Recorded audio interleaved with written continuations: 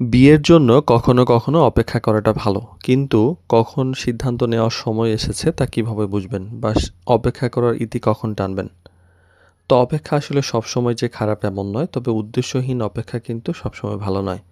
যদি বারবার শুধু সময় চলে যায় কিন্তু কোনো বাস্তব অগ্রগতি না হয়, তাহলে নতুনভাবে চিন্তা করার প্রয়োজন এবং প্রয়োজনীয় সিদ্ধান্ত নেওয়ার সময় এসেছে কিনা সেটা ভেবে দেখা উচিত।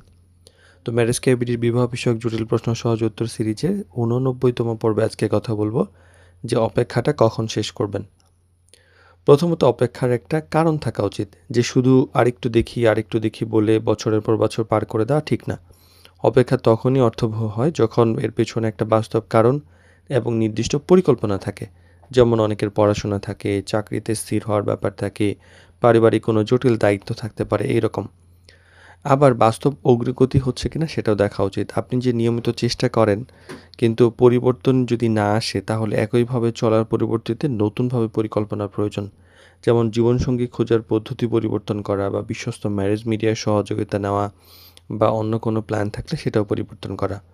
অযথা পারফেক্ট খুঁজে সময়ের অপচয় না করাই ভালো। কারণ কেউ পারফেক্ট হয় না, শতভাগ নিখুঁত।